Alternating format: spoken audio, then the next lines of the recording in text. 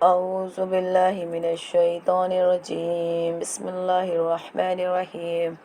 رب اشرح لي صدري ويسر لي أمري واحلل عقدة من لساني يفقهوا قولي اللهم صل على محمد وعلى محمد وعجل فرجهم. السلام علیکم ورحمۃ اللہ وبرکاتہ۔ ماہ رمضان المبارک کا یہ آخری عشرہ مغفرت، خداوند عالم کی بارگاہ میں اپنے گناہوں کی توبہ، اپنے خطاؤں کی معافی اور اللہ سے رحمت، اللہ کی رضا حاصل کرنے کا ابھی بھی ہمارے پاس بہترین موقع ہے کہ ہم اپنے اعمال سے پروردگار عالم کی رضا کو حاصل کریں، اپنے گناہوں کی مغفرت مانگیں اور ایسے اعمال انجام دیں کہ جس سے پروردگار عالم راضی رہے، اور خدا کو ناراض کر دینے والی چیزوں سے اللہ سے پناہ مانگے اور اطاعت فرما برداری کے لیے خدا سے توفیق طلب کریں کہ خداوند عالم ہم سب کو توفیق عطا کرے کہ ہم اس کی اطاعت اور اس کی فرما برداری کرتے رہیں۔ رضائے الہی کیا ہے؟ اگر ہم امام معصومین علیہ السلام کے نظریے اور ان کی حدیث کے طرف اگر متوجہ ہوں تو یقیناً اللہ کی رضا، یہاں ایک معصومین علیہ السلام کا قول نقل کرتے ہیں کہ امام محمد باقر علیہ السلام فرماتے ہیں کہ حضرت جابر بن عبداللہ انصاری، جو رسول خدا صلی اللہ علیہ وآلہ وسلم کے علاوہ 5 اماموں کے بھی صحابی تھے، جب آخری عمر میں نابینا ہو چکے اور بستر علالت پر تھے، ایک دن امام محمد باقر علیہ السلام ان کی عیادت کو تشریف لے گئے، اور باتوں باتوں میں امام علیہ السلام نے جابر ابن عبداللہ انصاری سے سوال کیا کہ اے جابر، یہ بتاؤ آپ کس چیز سے بہتر سمجھتے ہیں؟ تو جابر ابن عبداللہ انصاری نے کہا، فرزند رسول، میں بیماری کو صحت یابی سے بہتر سمجھتا ہوں، میں فقیری کو تمنگری سے بہتر سمجھتا ہوں، ضعیفی کو جوانی سے بہتر سمجھتا ہوں۔ گویا حضرت جابر ابن عبداللہ انصاری یہ سمجھا رہے تھے کہ مصائب و آلام پر صبر کرتے ہوئے زندگی گزار دینا اللہ کے نزدیک پسندیدہ ہے، لہٰذا آپ نے فقر و بیماری اور ضعیفی کو تمنگری، صحت کو جوانی سے بہتر سمجھا۔ مگر امام علیہ السلام نے جابر سے فرمایا، اے جابر، آپ کو یہ حق کس نے دیا کہ آپ کسی بھی چیز کو کسی چیز سے بہتر سمجھیں؟ جابر نے کہا، آپ ہی بتا دیجئے کہ حق کیا ہے؟ اس پر امام علیہ السلام نے کہا کہ اے جابر، خدا جس حال میں رکھے اسی حال میں خوش رہنا چاہیے، اور وہ اچھی حالت ہو یا بری حالت ہو، یعنی رضائے پروردگار یہ نہیں ہے کہ ہم بیماری کو صحت یابی سے بہتر سمجھے، یا فقیری کو تمنگری سے، یا ضعیفی کو جوانی سے۔ رضائے پروردگار عالم یہ ہے کہ جس حال میں اللہ رکھے اس حال میں اللہ کی رضا پر راضی رہنا۔ اگر خدا بیماری دے اس پر بھی ہمیں اللہ کی رضا سمجھ کے ہمیں اس پر عمل کرنا، یا فقیری یا تمنگری یا ضعیفی، چونکہ یہ تمام اعمال وہ ہیں کہ جو ہمارے ہاتھ میں نہیں ہے، نہ جوانی کا اختیار ہے، نہ فقیری، نہ تمنگری، گویا ہم اللہ کی طرف سے بھیجے ہوئے وہ بندے ہیں کہ جن کا اختیار کچھ نہیں ہے، جو کچھ ہے وہ پروردگار عالم کا ہے۔ اللہ چاہے تو یقیناً بیماری کو صحت یابی میں تبدیل کر دے، خدا چاہے تو فقیری کو تمنگری میں تبدیل کر دے، تو یقیناً جو بچپنا دیتا ہے وہی جوانی عطا کرتا ہے، اور جو جوانی دیتا ہے تو ظاہر سی بات ہے کہ پھر اسے ضعیفی کے جانب اپنے قدم کو آگے بڑھانا ہے، ٹھیک ہے۔ پھر جابر ابن عبداللہ انصاری کا یہ کہنا کہ آپ بتا دیں حق کیا ہے، تو امام علیہ السلام نے کیا فرمایا کہ حق یہ ہے کہ جس حال میں خدا رکھے وہ چاہے اچھی حالت ہو یا بری حالت ہو، ہمیں اللہ کی رضا پر ہر حال میں راضی رہنا چاہیے، جیسا کہ امام جعفر صادق علیہ السلام فرماتے ہیں کہ رضا کی صفت یہ ہے کہ بندہ پسندیدہ اور ناگوار دونوں عمل سے راضی رہے، اور رضا دراصل نور معرفت کی ایک شعاع ہے۔ یعنی رضا کی صفت کیا ہے؟ رضا کی صفت یہ ہے کہ اللہ کی رضا کی صفت کیا ہے کہ بندہ پسندیدہ یا ناگوار، یعنی وہ عمل جو ہمیں پسند ہے اگر ہم اس عالم میں ہیں تب بھی اللہ کا شکر ادا کریں۔ ناگوار عمل یعنی جو چیز ہمیں پسند نہیں ہے، مثلاً ہمیں بیماری نہیں پسند، ہمیں فقیری نہیں پسند، ہمیں ضعیفی نہیں پسند، لیکن اس کے باوجود یہ عمل ایسا ہے کہ جس پر ہمیں اللہ کے لیے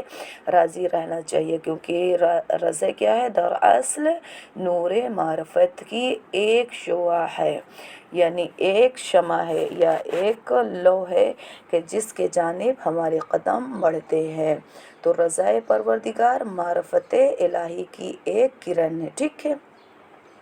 رضا الہی کو اگر ہم بہت آسان لفظوں میں سمجھنا چاہیں تو ہم کو اس بات کا کیسے اندازہ ہو کہ خدا ہم سے راضی ہے یا نہیں ہے؟ اس مقام پر عرفا کہتے ہیں کہ اس سوال کے جواب کے لیے بندہ خود اپنے دل کے جانب رجوع کرے اور غور کرے کہ ہمارا دل اللہ کے ہر فیصلے سے راضی ہے یا نہیں ہے۔ اگر ہم اللہ کے ہر فیصلے سے راضی ہیں اور ہمارا وجود رضاً بقضائہ و تسلیماً لامر کا مصداق ہے تو سمجھو اللہ بھی ہم سے راضی ہے۔ اگر ہم نے دیکھا کہ ہمارا دل امر الہی سے راضی نہیں ہے بلکہ ہم یہ سوچتے ہیں کہ اللہ نے فلاں کو مالدار کیوں کر دیا جبکہ وہ بندہ گنہگار ہے، اور مجھے تنگ دست کیوں رکھا جبکہ میں اطاعت گزار ہوں، یا فلاں کو یہ منصب کیوں دیا مجھے کیوں نہ دیا، یہ سوالات اور یہ کیوں الہی مقدرات اور الہی فیصلوں کے مقابل نہ ہو۔ خدا نخواستہ اگر ایسا ہے تو پھر سمجھے خدا ہم سے راضی نہیں ہے۔ اب اگر میں اس کی ذرا سی تشریح کروں تو عرفا نے اس سوال کا جواب دیا کہ ہمیں خود اپنے دل کے جانب رجوع کرنا ہے، غور کرنا ہے کہ یقیناً ہمارا دل اللہ کے ہر فیصلے سے راضی ہے یا نہیں ہے، ہمارا وجود رضاً بقضائہ و تسلیماً لامر کا مصداق ہے یا نہیں ہے، ہم اللہ کے ہر فیصلے پر راضی ہیں یا نہیں ہے۔ اگر ہم یہ سوال کریں کہ خدا نے فلاں کو مالدار کیوں بنایا جبکہ اس کے مقابلے میں کون ہوں؟ میں اطاعت گزار ہوں، تو گویا امر الہی پر یہ سوال، یہ الہی فیصلے کے مقابل میں ہمارے کیا ہے؟ اللہ کی بارگاہ میں شکوہ کرنا، جبکہ خدا جانتا ہے کہ کب کس کو کس دولت سے نوازنا ہے۔ اللہ سے بہتر کوئی نہیں سمجھ سکتا ہے، کیونکہ وہ خالق ہے، وہ مالک ہے، وہ ہم سب کا پیدا کرنے والا ہے، اسے پتہ ہے کہ ہمیں کب کس چیز کی ضرورت ہے اور کتنی ضرورت ہے، اسی بنیاد پر پروردگار عالم ہمیں عطا کرتا ہے۔ تو یقیناً اگر ہمارا دل اس بات کے جانب گواہی دے رہا ہے کہ ہم اللہ کی ہر رضا پر راضی ہیں تو سمجھیں کہ اللہ ہم سے راضی ہے، لیکن اگر اس کے مقابل میں ہم کیوں، کیا، کب، کہاں، کیوں دیا، اس کو کیوں دیا، اگر ان سوالات کے گھیرے میں کھڑے ہیں تو خدا نخواستہ اس طرح کے سوالات اگر ذہن میں آ رہے ہیں تو پھر یہ سمجھیں کہ اللہ ہم سے راضی نہیں ہے۔ پیغمبر اکرم صلی اللہ علیہ وآلہ وسلم فرماتے ہیں کہ اے اللہ کے بندو، تم مریضوں کی طرح ہو اور اللہ رب العالمین طبیب کی طرح ہے۔ یعنی اللہ کے بندو تم کیا ہو؟ تم مریض یعنی بیماروں کی طرح ہو، اور اللہ کون ہے؟ ڈاکٹر کی طرح ہے۔ جس طرح مریض کو کس چیز کی ضرورت ہے طبیب جانتا ہے، ڈاکٹر جانتا ہے، بالکل اسی طرح خدا بھی اپنے بندوں کی ضرورتوں سے آگاہ ہے، لہٰذا پروردگار عالم بندوں کی صلاح و خیر کے مطابق اسے عطا کرتا ہے، اور بندے کی ذمہ داری ہے کہ خدا جس حالت میں اسے خوش رکھے وہ خوش رہے۔ یعنی اگر پیغمبر اکرم صلی اللہ علیہ وآلہ وسلم کی حدیث سے اور ہم اس نتیجے تک پہنچ گئے کہ یقیناً ہم کون ہیں، ہماری مثال کیا ہے، ہماری مثال ایک مریض کی طرح ہے، اور پروردگار عالم کون ہے، ایک طبیب کی طرح، ایک ڈاکٹر کی طرح ہے۔ یقیناً جس طرح ڈاکٹر اپنے مریض کو کچھ ہدایات دیتے ہیں، دوائیاں دیتے ہیں اور کچھ چیزوں سے پرہیز بتاتے ہیں، اگر ہم ڈاکٹر کے بتائے ہوئے پر عمل نہ کریں، جس طرح اس نے کہا میڈیسن اس وقت کھانا، مارننگ میں کھانا یا پھر دوپہر میں کھانا، نائٹ میں کھانا، اگر ہم مارننگ کی دوا کو دوپہر میں لے لیں، دوپہر کی دوا کو رات میں لے لیں، تو کیا واقعی ہم جو بیمار ہیں اس میں شفا ملے گی؟ ہرگز نہیں ملے گی۔ اگر ہم یہ چاہیں کہ ڈاکٹر نے مثلاً ہمیں کسی چیز سے پرہیز بتایا، اس نے کہا کھٹا نہیں کھانا یا میٹھا نہیں کھانا یا ٹھنڈا نہیں پینا، اور ہم ٹھنڈا بھی پیتے رہیں، دوا بھی کھاتے رہیں، تو کیا ہماری بیماری ختم ہوگی؟ ہرگز نہیں ختم ہوگی جب تک کہ ہم ڈاکٹر کے بتائے ہوئے پر عمل نہ کریں۔ اسی طرح پروردگار عالم ہے کہ اسے پتہ ہے کہ ہمیں ہمارے بندوں کو کب کب اور کس وقت کتنا عطا کرنا ہے، لہٰذا ہمیں اللہ کی رضا پر ہر حال میں راضی رہنا چاہیے، اور جس حال میں اللہ خوش رکھے اسی حال میں خوش رہنا چاہیے۔ اور دوسری چیز اگر ہم دوسرے جانب چلیں، محبت اہل بیت اور رضائے پروردگار عالم، تو یہ رشتہ بڑا مضبوط نظر آتا ہے، کیونکہ حدیث سے یہ بات ثابت ہو چکی ہے کہ رضائے الہی کا معیار اور میزان اہل بیت طاہرین علیہ السلام سے محبت اور مودت ہے۔ 2 دن پہلے کے درس میں نے بیان کیا تھا کہ اگر انسان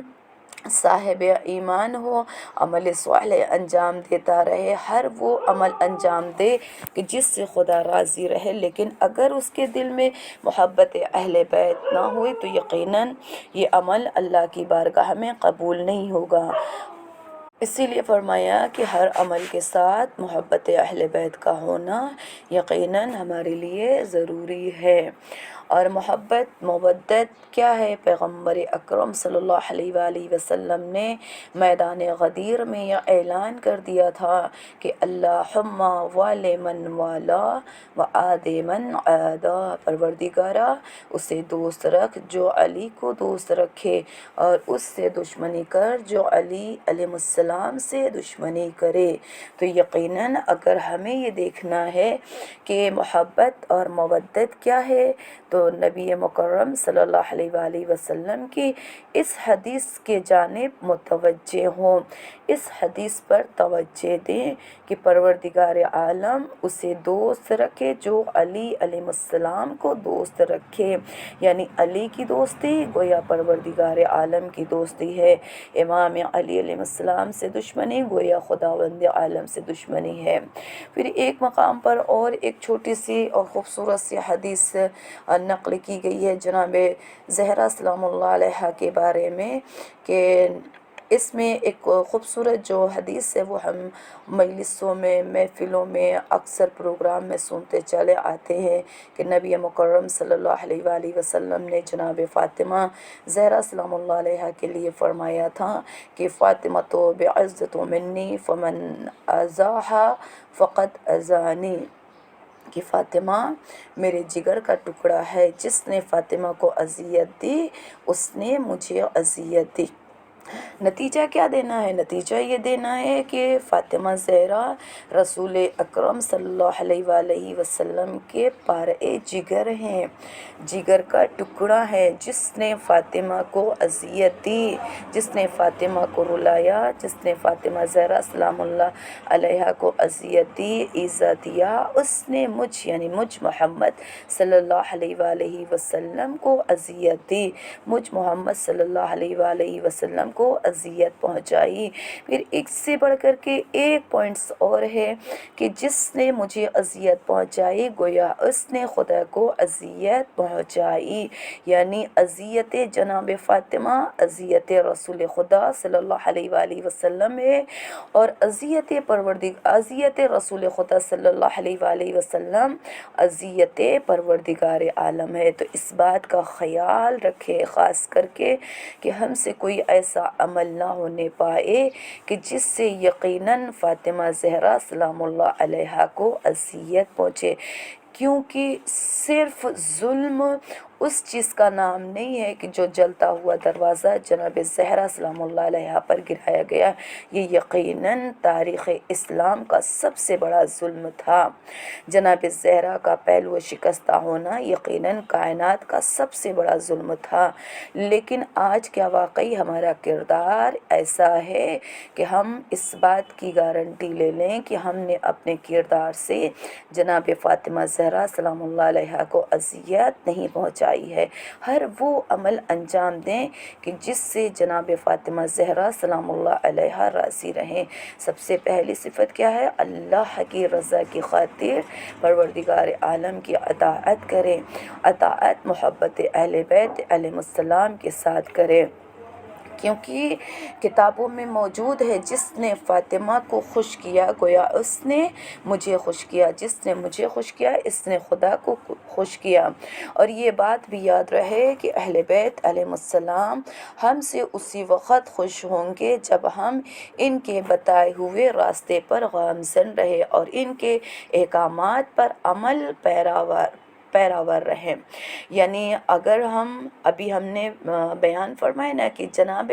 فاطمہ زہرا سلام اللہ علیہا کو راضی رکھنا، انہیں کسی بھی طرح کی اذیت ہمارے اعمال و گفتار و رفتار سے نہیں پہنچنی چاہیے۔ تو اگر ہم اس حدیث کے جانب متوجہ ہو جائیں کہ جس نے فاطمہ زہرا سلام اللہ علیہا کو خوش کیا اس نے مجھے خوش کیا، مجھ سے مراد کیا ہے؟ نبی مکرم صلی اللہ علیہ وآلہ وسلم۔ پھر فرمایا جس نے مجھے خوش کیا اس نے خداوند عالم کو خوش کیا۔ اور یاد رکھیں یقیناً ہمارے لیے قابل توجہ بھی ہے کہ ہم اسی وقت خوش ہوں گے جب ان کے بتائے ہوئے راستے پر ثابت قدم رہیں، اور اللہ کی رضا،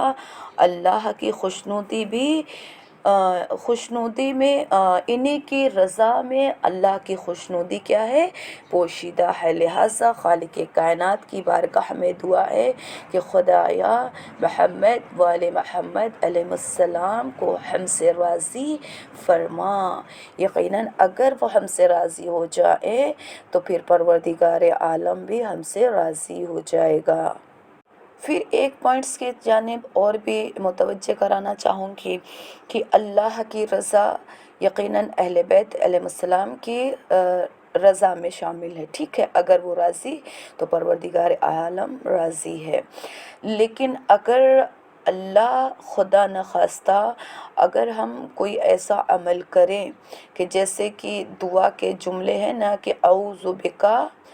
مما یعزک، یعنی اعوذ بکا مما یعزک، کہ اگر ہم پروردگار عالم سے یوں درخواست کریں کہ خدایا مجھے ان چیزوں سے